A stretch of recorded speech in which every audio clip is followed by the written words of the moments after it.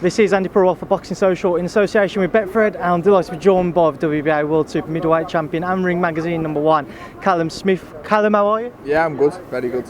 Obviously we're in New York on the back of a few fights last night, not just your own, but we'll start off with yourself.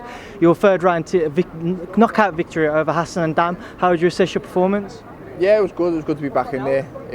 I said in the build it wasn't as much about the result, obviously the win's the most important thing, but I come here to put a performance in and get a knockout win and make people sit up and take notice, and I believe I've done that. It wasn't a perfect performance, there's still stuff I need to work on, but it went the way I planned, and I'm pleased, and it was a massive stage, a massive platform, and I feel I took advantage of it. Obviously you knocked him down in the first and then you followed it through the rest of the rounds. What was going through your mind when you was knocking him down? Was you just thinking pounce on him, give a stoppage earlier, or did you know that it would just come in time? No, it was more even before the build-up. I knew I had the power to hurt him, but it was more when I hurt him to stay patient and pick my shots, and I knew if I would have went in trying to get rid of him early, he had good movement and he could make me miss and hit thin air and stuff and try a little bit too hard, and there was a couple of times I did, and I knew I just had to just stay patient, stay relaxed, and I knew the shots would come, and thankfully they did, and I managed to get him out of there in round 3. Did Hassan bring anything into the fight which surprised you, or was everything that he delivered what you expected? Yeah, it was what I expected. We knew he was going to move pretty well and try and make me miss and fall short and probably try and frustrate me, and I knew it was just my job to not get frustrated, stay composed, stay relaxed, and just pick my shots and land when I could, and when I could take advantage of it, and the fight kind of went exactly how I felt it would, as long as I performed the way I knew I could. After the fight, Canelo's name was the one which was mentioned the most. What are your thoughts in terms of the next step? Does it have to be a big name for yourself? Listen, I'd like a big name. I've been in boxing long enough to know it's not always as straightforward as that. I'd like the big name this time, and it wasn't possible, but you know what?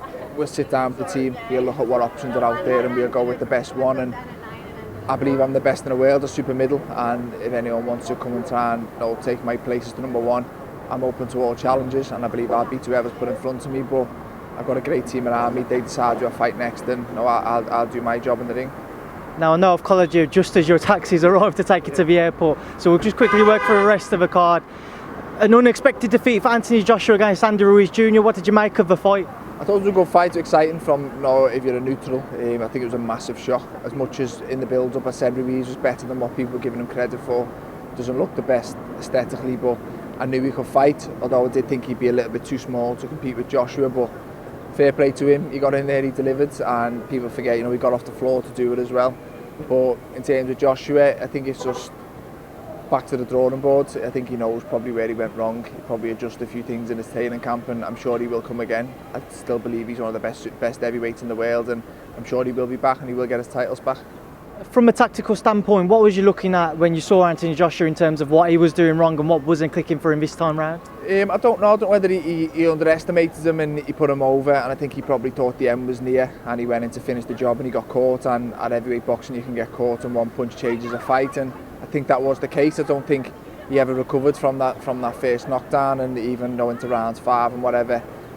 Although the fight settled out a bit again, he still wasn't the same fighter, and every clean shot was sending him back to square one. And it's just heavyweight boxing. It's exciting, but it just shows that as long as you're in there, you're always in with a chance of winning. And fair play to Andy Ruiz, he's heavyweight champion of the world, and he proved a lot of people wrong last night.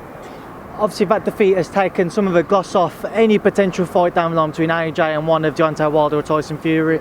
How big a rebuilding job is this for Anthony Joshua, and how big are those fights still?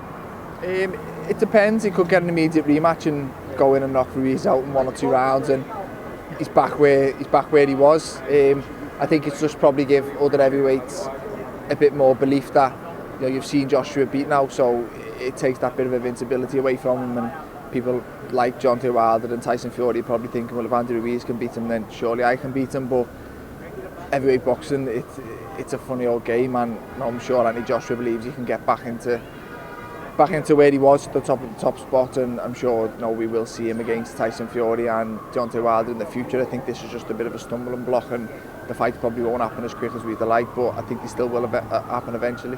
A couple more quick questions, because I can see Liam peeping his head out the window. Some people say this is as big an upset as Buster Douglas versus Mike Tyson. Do you see it like that?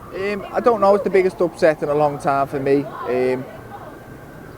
I don't know. I was a bit young I don't even know if I was born when Douglas Tyson, and I think with Joshua being down already in his career, you've seen that bit of vulnerability, which I don't think Tyson had shown in that time. But listen, it's up there in terms of upset. It's a massive one. I don't think anyone envisioned Ruiz going past 3 rounds, never mind coming out with the win. So massive upset, but fair play to him. He got in there, he done exactly what he said he was going to do. I think we'll have to leave Callum, because I see your taxi's literally driving up. So as always, thanks for speaking to Boxing Social. Much my pleasure, thank you.